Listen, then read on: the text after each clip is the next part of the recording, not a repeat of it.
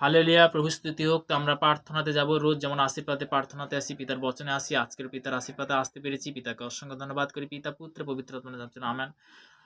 সর্বশক্তিমান ঈশ্বর পিতা, তোমার মহানামে ধন্যবাদ করি পিতা। স্বর্গ পিতার সিংহাসন, পিতার পাদবীর তোমার চরণ তলে, পিতাকে নিয়াসন অসংখ্য ধন্যবাদ করি পিতা। পিতাকে তোমার সাবাতে তুমি যে আজকে জুড়েছো, পিতাকে তোমার অসংখ্য ধন্যবাদ করি পিতা। প্রভু গো, তোমার সেই পবিত্র বচন দ্বারা তুমি বলেছো পিতাগো, আদিতে বাক্য ছিল, বাক্য পিতা তোমার সমস্ত কিছু সৃষ্টি করেছিল পিতাগো। সেই বচন অনুসারে পিতাগো আজকে যে প্রার্থনা, যে আরাধনা, যে আজকে তুমি তোমার চরণ তলে নিয়ে আসার জন্য তোমাকে অসংখ্য ধন্যবাদ করি। তোমার মহানামে প্রশংসা করি পিতাগো।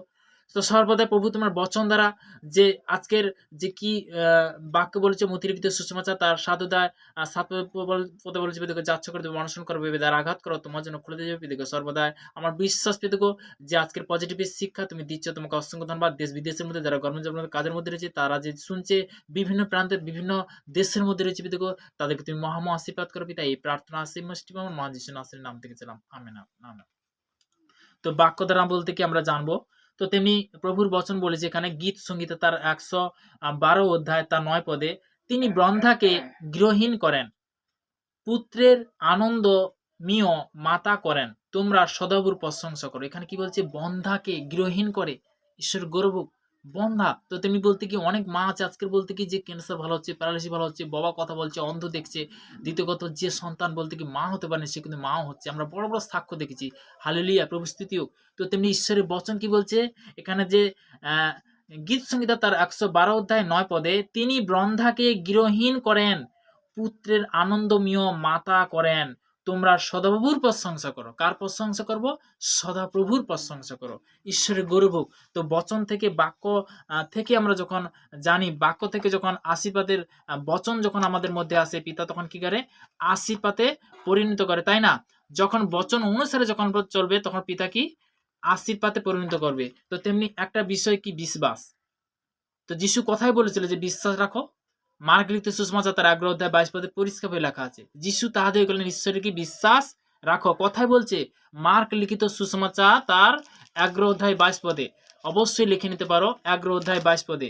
তো ওখানে কি বলছে, যিশু তাহাদের বললেন ঈশ্বরের কি বিশ্বাস রাখো। বিশ্বাস সব থেকে বড় জিনিস, যে তোমার মন মন্দির ঈশ্বর, যে তুমি যদি তাকে গ্রহণ করো, অবশ্যই পরিত্রাণ পাবে, অবশ্যই উদ্ধার পাবে। তো তেমনি সত্যি কথা বলতে কি, যে আমি অনেক আগেও সাক্ষ্য শেয়ার করেছিলাম, যে আমার জীবনে যে আমি যে অসুস্থতা হয়ে গেছিলাম, তখন বলতে কি পিতার কাছে আমি চেয়েছিলাম, পিতা তুমি যদি সত্যিকারের জীবিত ঈশ্বর হয়ে থাকো, আমার জীবনে তুমি যদি মিরাকেল করো, আমার জীবনে যে বলতে কি যে রোগ থেকে তুমি সুন্দর করো। আমার আগে বলতে কি, যে আগে মাথার যন্ত্রণা হতো, পেটের পেন হতো, গ্যাস্ট্রিক হতো, তেমনি কি বলতে কি আমি পিতার কাছে সবসময় মানে প্রার্থনা করতাম, যখন বলতে কি যে পিতার পবিত্র বচন, পবিত্র বাইবেল যখন আমার জীবনে আসে, তো তেমনি বলতে কি যখন আমি বাইবেল পড়তে থাকতাম, যখন বচন যখন পড়তাম, তখন বলতে কি যে চোখের জল আর চোখের জল। তো তেমনি বলতে কি যখন আমি গীত সংহিতা 51 অধ্যায় বলতে কি যে ওখানে প্রভুর বচনটা যখন পড়তাম, তখন বলতে কি যে তুমি যে কি অন্যায় করছো, না পাপ মানে কি করছো না করছো, আমি বলতে কি একমাত্র বলতে কি যে ব্যক্তি করছে সে জানে, একমাত্র পিতা পরমেশ্বর জানে।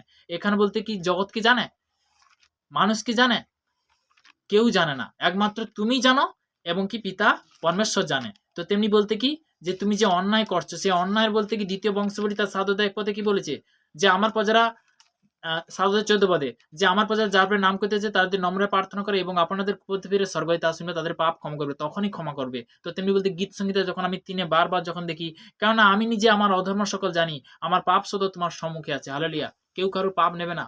যখন বলতে কি আজকে সত্যি কথা বলতে কি, যখন তুমি ঈশ্বরের কাছে নত হবে, ঈশ্বরের কাছে চাইবে যে পিতা তুমি তো জানো যে আমি যে কি অন্যায় করছি, কি পাপ করছি, তার থেকে তুমি পরিত্রাণ করো, কারণ তোমার একমাত্র পুত্র সেই মহান যিশুকে পাঠিয়েছিল পাপীদের জন্য। সেই বলতে কি যে আজকে আমি অনেক আগে কিন্তু বাক্য শেয়ার করেছিলাম, যে মথিলিখিত সুসমাচার তার 9 অধ্যায় 10 থেকে 13 পদ পর্যন্ত। পরে তিনি গৃহের মধ্যে ভোজন করিতে বসিয়াছিলেন।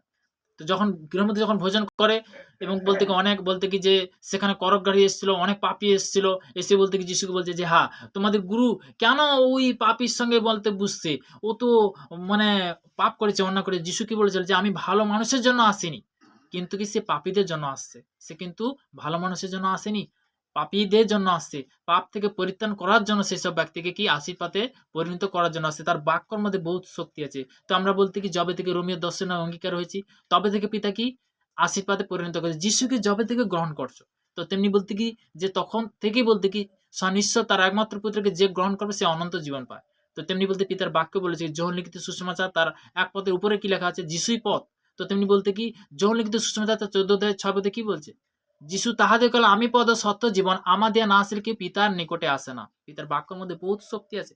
তো তেমনি বলতে কি হালেলুইয়া, প্রভু স্তুতি হোক। তো আমরা প্রার্থনাতে যাব। তো তেমনি বলতে কি যে আজকে যারা জুড়তে পেরেছি পিতাকে ধন্যবাদ করি, অসংখ্য ধন্যবাদ। জয় যিশু। তো আমার প্রার্থনাতে যাব। সর্বশক্তিমান ঈশ্বর পিতা তোমার মহানামে ধন্যবাদ করি পিতাগো। পিতাগো স্বর্গপিতার সিংহাসন পিতার পাদে তোমার চরণ নিয়ে অসংখ্য ধন্যবাদ করি পিতা। আজকের আশীর্বাদের বার্তা, আশীর্বাদের বাক্য বচন দেওয়ার জন্য অসংখ্য ধন্যবাদ করি পিতা। পিতাকে সর্বদাই চলার পথে বলার পথে পিতাকে তুমি যেমন আমাকে কন্ট্রোল করছো, প্রত্যেকটা সন্তানকে নতুন কি পুরনো পিতাকে তাদেরকে তুমি কন্ট্রোল করো, তাদের মধ্যে তুমি পজিটিভ শিক্ষা দাও, তাদেরকে নতুন নতুন জ্ঞান বুদ্ধি দাও পিতা। বাক্য বলছে জাকবের 1:5 পিতা তোমার বাক্য বলছে যদি কারো জ্ঞান পাওয়া ঈশ্বরের কাছে যাচ্ছে তুমি অকতরে দেন, তিরস্কার করেন না। আমার বিশ্বাস পেতে তাদেরকে তুমি মহামা আশীর্বাদ করো, তাদেরকে তুমি সঠিক পথ সঠিক শিক্ষা তুমি দাও পিতাগো, পজিটিভ শিক্ষা দাও পিতাগো। পিতা পুত্র পবিত্র আত্মা নাম থেকে চালাম, আমেন আমেন। সবাইকে জয় যিশু, ঈশ্বরের গৌরব। আমেন।